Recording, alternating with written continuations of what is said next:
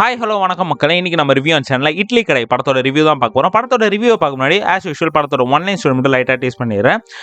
ஒரு குக் கிராமம் சங்கராபுரம்னு ஒரு ஊரில் ராஜ்கிரனும் அவங்களோட மனைவியும் வந்து வாழ்ந்துட்டு வராங்க.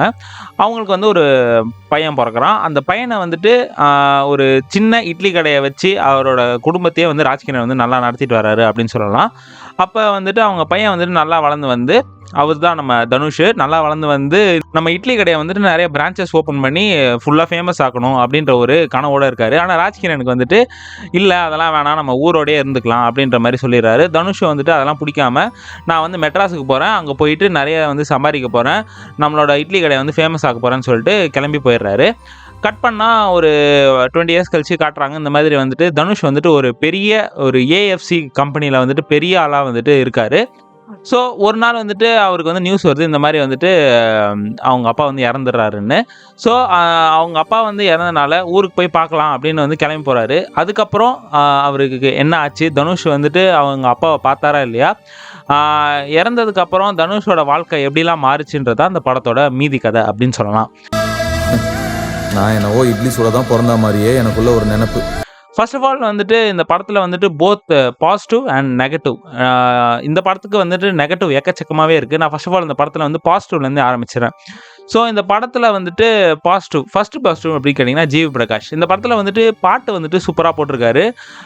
என்ஜாமின்னு ஒரு பாட்டு போட்டிருக்காரு. அது வந்துட்டு செகண்ட் ஹாஃபில் தான் வருது. அது வந்து சூப்பரான சாங்கு, செம்மையாக வந்து இந்த படத்தில் வந்து போட்டிருக்காரு. அது வந்து ரொம்பவே நல்லா இருக்குது அப்படின்னு சொல்லலாம்.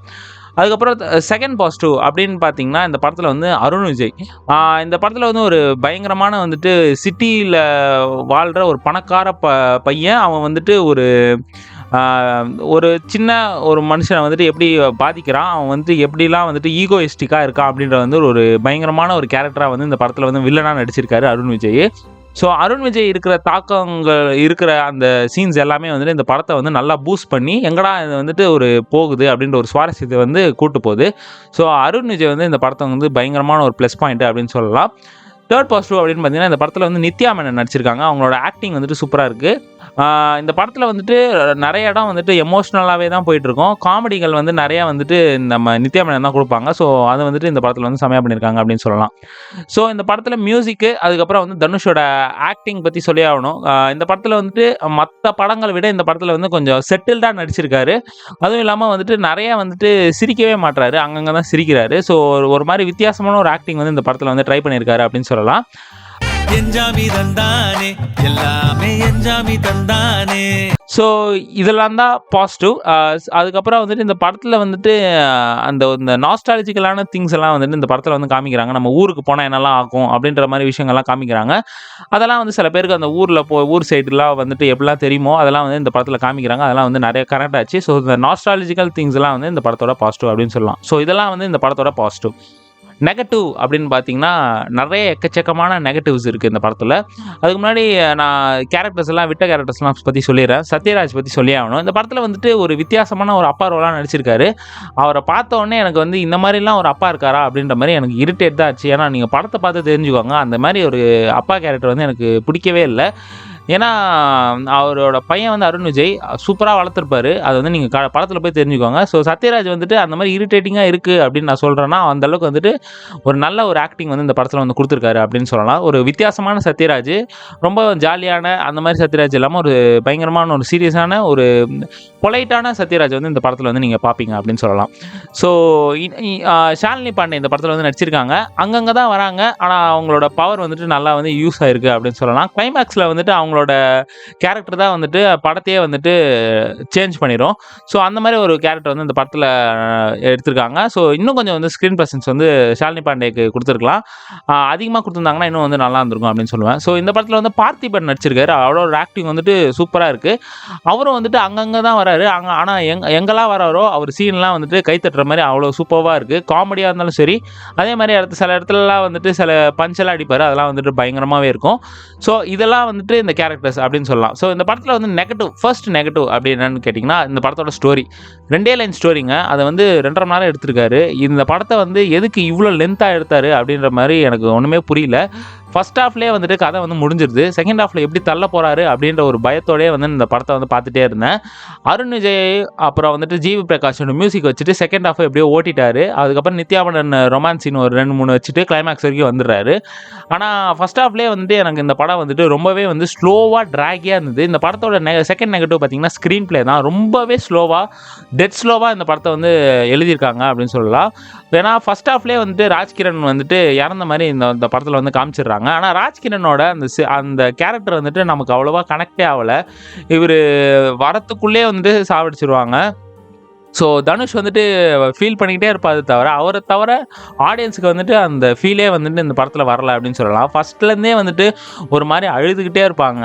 ஒரு இடத்துல எப்படி சொல்கிறது, நீங்கள் ஃபஸ்ட்டு ஸ்டார்டிங்கில் அந்த படத்தில் வந்துட்டு கொஞ்சமாச்சு அங்கங்கே என்டர்டெயின் பண்ணுற மாதிரி வச்சுட்டு அதுக்கப்புறமா இந்த ட்ராமா வந்து எடுத்துகிட்டு போயிருக்கலாம். பட் ஃபஸ்ட்டு 10 நிமிஷத்துலேருந்தே ட்ராமாவை இழுத்து இன்டர்வல் வரைக்கும் ட்ராமாவை இழுத்துட்டு போயிடுவாங்க. ஸோ வந்து கொஞ்சம் லைட்டாக அந்த சீரியல் ஃபீல் வந்து இந்த படத்தில் வந்து இருக்குது அப்படின்னு சொல்லலாம். எப்படி இறக்கிது பாருங்க. எப்பா எப்படியாச்சும் வாங்கலாம்ப்பா. இன்னொரு நெகட்டிவிட்டி இந்த படத்தில் என்ன அப்படின்னு கேட்டிங்கன்னா, இந்த படத்தோட ஐடியாலஜி சொல்லலாம். ஏன்னு கேட்டிங்கன்னா, ஒரு சீனில் வந்துட்டு ராஜ்கிரண் வந்துட்டு தனுஷ்ட வந்து கேட்பார், இந்த மாதிரி எங்கேப்பா போகிற அப்படின்ற மாதிரி. அவர் வந்து சொல்லுவார், இந்த மாதிரி நான் மெட்ராஸுக்கு போகிறேன், அங்கே தான் வந்து நான் முன்னேற முடியும், இங்கே வந்துட்டு கிராமத்திலே இருந்தேன்னா நான் வந்து வளர முடியாது, நான் படித்ததுக்கு வந்து எல்லாமே வேஸ்ட்டு அப்படின்ற மாதிரி சொல்லுவார். அப்போ ராஜ்கிரண் சொல்லுவார், நீ எங்கேயும் போவானா, கிராமத்திலே இருந்து கிராமத்திலே வேலை செய்ய, இருக்கிற வேலையை செஞ்சுக்கிட்டு நீ இந்த இட்லி கடையை பார்த்துக்கோ அப்படின்ற மாதிரி சொல்லுவார். ஆனால் வந்துட்டு தனுஷ் சொல்லுவார், நான் அப்புறம் இந்த படித்ததெல்லாம் வேஸ்ட்டு அப்படின்ற மாதிரி. ஸோ இதிலே தெரியுதா இந்த படத்தோட ஐடியாலஜி எப்படி இருக்குன்னு. ஏன்னா எந்த அப்பாவும் வந்துட்டு அவன் பையன் வந்து வளரக்கூடாது, ஒரே வீட்லேயே ஒரே இடத்துலையே இருக்கணும் அப்படின்னு நினைக்கவே மாட்டாங்க. நிறைய எக்ஸ்ப்ளோர் பண்ணணும், நிறைய மக்களை தெரிஞ்சுக்கணும், படிப்பு படித்து நிறைய பேருக்கு உதவி செய்யணும், நிறைய காசு சம்பாதிக்கணும் தான் நினைப்பாங்க. பட் இந்த படத்தில் வந்துட்டு தன்னோட அப்பாவே வந்துட்டு அவன் பையன் வளரக்கூடாது அப்படின்ற மாதிரி ஒரு ஐடியாலஜி வச்சுருப்பாங்க. அது எதுக்காக வச்சாங்கன்னே எனக்கு புரியல. கிராமத்தில் இருக்கணும்னு தான், எப்பயாவது போய் பார்த்துட்டு வரலாம், அது தப்பு இல்லை அப்படின்னு சொல்லலை. ஏன்னா நம்மளோட சொந்த மண்ணை வந்து எப்பயுமே மறக்கக்கூடாது. அதுக்காக வந்து நம்ம சொந்த மண்ணிலே இருக்கணும் அப்படின்றது வந்து ரொம்பவே கஷ்டம். இப்போ தனுஷே வந்துட்டு ரியல் லைஃப்பில் நினச்சாலே அவரால் வந்து கிராமத்திலே இருக்க முடியாது. எப்படி அவர் வந்துட்டு படமே எடுக்காமல் எப்படி கிராமத்தில் உட்காந்து இட்லியை சாப்பிட முடியும்? ஸோ அந்த ஐடியாலஜி வந்து ரொம்பவே தப்பாக இருக்குது. அதே மாதிரி வந்துட்டு இன்னொரு நெகட்டிவிட்டி என்ன அப்படின்னு பார்த்தீங்கன்னா, இந்த படத்தோட லாஜிக்ஸு என்னன்னு கேட்டிங்கன்னா, தனுஷ் வந்துட்டு ஒரு ஏஎஃப்சி கம்பெனின்னு ஒரு சத்யராஜோட பெரிய ஒரு பில்லியனியர் கம்பெனி, அந்த கம்பெனியில் வந்து பெரிய போஸ்டிங்கில் தனுஷ் இருப்பார். ஆனால் வந்துட்டு அவர் வீடு வந்து பார்த்திங்கன்னா, அவர் எப்போ சின்ன வயசில் எப்படி இருந்ததோ அந்த வீடு வந்துட்டு இப்போ வரைக்கும் அப்படியே தான் இருக்குது. ஒரு 10 ரூபா 15 ரூபா கூட வந்துட்டு இது அவரோட வீட்டுக்கு தரமாட்டார் போல். ஏன்னா அதே உடஞ்ச வீட்லேயே வந்துட்டு அவங்க அப்பா அம்மா வாழ்கிறாங்க. ஒரு சொந்த மண்ணை விட்டு போக முடியல, அவ்வளோ வந்து எமோஷ்னலாக காட்டுறவர். ஒரு கொஞ்சம் காசு கூட வந்து ராஜ்கிரனுக்கு கொடுக்காம அந்த வீடை வந்து ரெனோவேட் பண்ண மாட்டாங்க.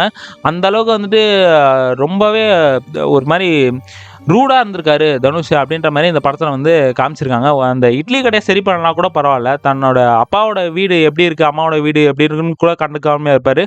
அதுவும் இல்லாமல் சத்யராஜுக்கு மருமகனாக போக வேண்டியவர் அட்லீஸ்ட் ஒரு 1 லட்சம் 2 லட்சம் தூக்கி போடுற அளவுக்கு அவ்வளோ கன்னிங்காக இருப்பார். ஸோ இந்த படம் வந்துட்டு அங்கங்கே வந்துட்டு ஒரு ஃபேண்டஸியாக இருந்தது. ஸோ நீங்கள் இந்த படத்தை படமாக பார்த்தீங்கன்னா நல்லாயிருக்கு, ஆனால் வந்து ப்ராக்டிக்கலாக இந்த படத்தை பார்த்தீங்கன்னா இது வந்து ஒர்க் அவுட்டே ஆகாது அப்படின்னு நான் சொல்லுவேன். ஆனால் பட் இந்த படத்தில் வந்து பாசிட்டிவ் வந்து நிறைய சீன்ஸ் இருக்குது. இந்த கண்ணுக்குட்டி சீன்ஸு அதெல்லாம் அந்த மாதிரி வந்து சின்ன சின்ன விஷயங்கள் கிமிக்ஸ்லாம் இந்த படத்தில் இருக்குது. ஆனால் வந்துட்டு இன்னுமே கொஞ்சம் வந்துட்டு சுவாரஸ்யமாக இன்னும் கொஞ்சம் காமெடி கொஞ்சம் இன்னும் யூஸ் பண்ணியிருக்கலாம். திருச்சிற்றம்பலம்லாம் பார்த்தீங்கன்னா கொஞ்சம் காமெடிகள் வந்து நிறையா இருக்கும், அதுலேயே கொஞ்சம் சீரியஸ் போட்டு அதை வந்து இன்டர்வல் வரைக்கும் சூப்பராக எடுத்துகிட்டு போயிருப்பாங்க. பட் இந்த படத்தில் வந்துட்டு சில கேரக்டர்ஸ்லாம் வந்துட்டு போயிடுது, அது வந்து நம்ம ஞாபகம் வச்சுக்கிறதுக்குள்ளே வேறு கேரக்டர் வந்தது. ஸோ அதை வந்து இந்த படத்தில் வந்து விட்டுட்டாங்க அப்படின்னு சொல்லலாம். இந்த படத்தில் சமுத்திரக்கனி நடிச்சிருக்காரு. அவர் எதுக்கு நடிச்சாருன்னே தெரில, ஏதோ ரோல் கூப்பிட்டாங்க அப்படின்றதுக்காக நடிச்சிருப்பார் போல். அவரோட கேரக்டர் வந்துட்டு அவ்வளோ பவர்ஃபுல்லாகவே இல்லவே இல்லை. ஸோ மொத்தமாக வந்து இந்த படம் வந்துட்டு ரொம்ப ஒரு டீசெண்டான வாட்ச் தான். ரொம்பவே நான் வந்து இவங்க அக்கம் பக்கம் வந்துட்டு நல்லாயிருக்கு அப்படின்ற மாதிரி நானும் கேட்டுட்டு போனேன். பட் இந்த படம் வந்துட்டு அவ்வளோவா வந்துட்டு கொடுக்கல. ஸோ ராயன் படம் பார்க்குறதுக்கு இந்த படம் வந்துட்டு எவ்வளவோ பரவாயில்ல, ஒரு டீசெண்டான வாட்ச் தான். ஆனால் ஒரு எப்படி சொல்கிறது, ஸ்க்ரீன் ப்ளேவும் இல்லை, ஒரு மாதிரி ஸ்டோரியும் ஒரு மாதிரி இல்லாமல் ஏதோ ட்ராகியாக ஒரு டீசென்ட் வாட்ச், பொழுது போகலை, ஒரு 2 மணி நேரம் போகணும் அப்படின்னா ஏதோ இந்த படத்தை போட்டு விட்டு அது பாட்டுக்கு ஓரமாக ஓடிட்டுருக்கோம். ஆனால் மற்றபடி வந்துட்டு இந்த படத்தை வந்து ரொம்ப எக்ஸ்பெக்ட் பண்ணிலாம் போய் பார்க்காதீங்க. ஒரு டீசெண்டான வாட்ச், முடிஞ்சால் ஓடிடியில் கூட பார்க்கலாம். ஏன்னா வந்துட்டு அந்த ஒரு ஸ்டோரியும் நல்லா இல்லை, எமோஷ்னலும் வந்துட்டு கனெக்டே ஆகலை. அதனால் வந்து இந்த படத்துக்கு வந்து நான் வந்து 5க்கு ஒரு 2.5 ஸ்டார்ஸ் தருவேன். இந்த படம் வந்துட்டு ஒரு ஓகேஷான ஒரு பிலோ ஆவரேஜான மூவி. ஸோ இன்னொரு வீடியோ சந்திக்கிற வரைக்கும் ஹேவ் ஃபன் கைஸ். வரட்டா.